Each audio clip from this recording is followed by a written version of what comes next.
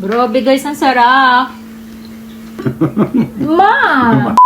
Hello mga kasidler, for today's video tayo ay kakain ulit ng okonomiyaki. Ito yung Japanese pizza na gawa sa gulay at ito nga naghihiwa tayo ng ating repolyo. At pasensyahan nyo na yung ating lens dahil hindi napunasan ng lola nyo at hindi ko na rin na-check. Ayan, ang sangkap lang nito guys ay repolyo at kung meron kayong harina ay pwede na yun. Pero dito sa Japan guys, usually ang ginagamit ay yung mountain yam o yung wild yam. Kung tawagin ay yamaimo. At kinakain din to ng sariwa guys. Kung mapapanood nyo yung kumain ako dati ng natto, yung fermented beans dito sa Japan, hinaluan ko nito dahil napakasarap at napakasustansya niya.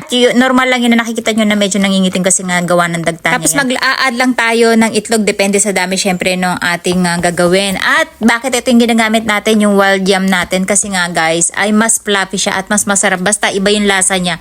At dito nag-add lang tayo ng cheese kasi pampalutong to. While na piniprito nyo siya, yung ilalim niya guys, sobrang lutong, sobrang sarap. At hindi tayo mag-a-add ng tubig dyan, wala tayong nilagay na harina. And then pagpasensyahan nyo na yung baboy natin, medyo naging brown kasi nga frozen baboy yan. So, ni-range natin, ayan, medyo na overcook. Dito ang gamit lang natin ay portable kalan plus yung kawali natin na set lang yan guys. Meron pang nabe, pang yakiniko na mabibili nyo rin dito sa Japan. At sa ukay-ukay, pretty sure meron. At ayan nga, inamoy pa ng lola nyo at nadikit nga sa ilong. Hayaan nyo na at dagdag flavor din yan. Dito mga kailangan tayo guys ng okonomiyaki sauce na nabibili na yan instant. Ang pipiliin nyo ay yung orange kasi masarap siya, manamis-namis. Pag yung pula, medyo maasim siya. At gagamit tayo dito ng katsuboshi pan toppings natin. At syempre nori. Meron nabibiling nori powder pero since wala tayo, ito na lang, durugin na lang natin siya. At pwede rin kayong gumamit ng gunting kung ayaw nyong kamayin. Pero dagdag flavor kasi yun pag kinamay natin.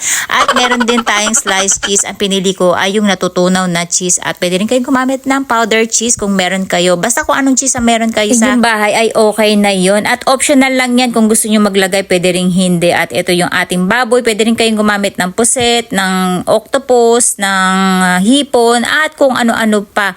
At syempre gagamit din tayo ng mantika dito. Ito yung para hindi dumikit yung ating okonomiyaki o yung ating Japanese pizza. Pero optional yan kung maganda yung kawaling gagamitin nyo katulad ng ganito na hindi naman dumidikit. Pero dahil gusto ko ay medyo mapalutong natin yung ilalim ng ating cheese ay gumamit tayo ng mantika. Tapos ganyan lang ginawa ko, solo size lang siya para madali siyang baligtarin.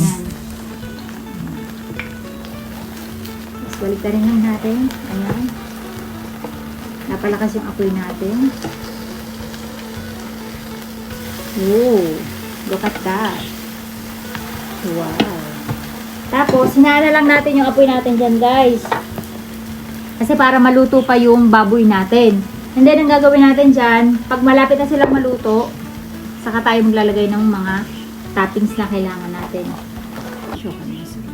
So, ayan guys, naglagay tayo ng cheese. Pwedeng wala yan, kasi may cheese na tayong nilagay. So, pwedeng wala.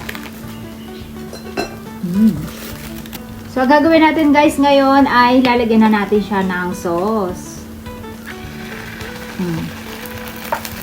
Siyempre, titikman na natin siya. Okay. Mayonnaise.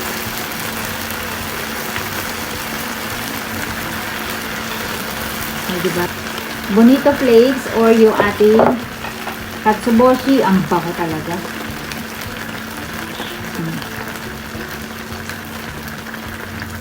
Ay, Diyos mo. Tsura pa lang guys, ang sarap na. Oh. Ah, diba? Tapos, lalagyan natin siya ng ating nilamukos na nori. Ayan. Kahit anong brand ng nori guys, pwede nyo gamitin. Wala tayong powder eh.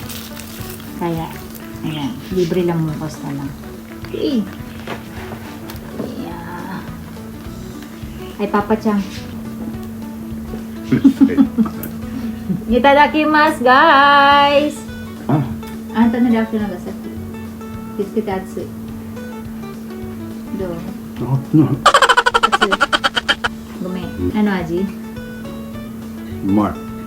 美味しい本当に。上がチーズっぽいね。もうダメ？で下が硬い。うん。なんかピザみたい。Ma! Ma yan. うまいよ。 Yung ilalim niya guys, crunchy. うまい。 Yung ibabaw niya, malambot. Kasi yung cheese natin, yung sauce, at yung... Ay, ang sarap niya, besh! なんかピザみたいよね。 Mm. はい。Ang sarap. Tapos ganyan guys. Yung luya, papatanggal ng umay. Pagbaliktad guys. Oops! Oh, diba? Nadikit natin. Grabe guys, ang sarap. Kaya lang di nga lang sunod-sunod yung gawa natin. Kaya nabitin si Papa, kita nyo. Kulang. うまいわ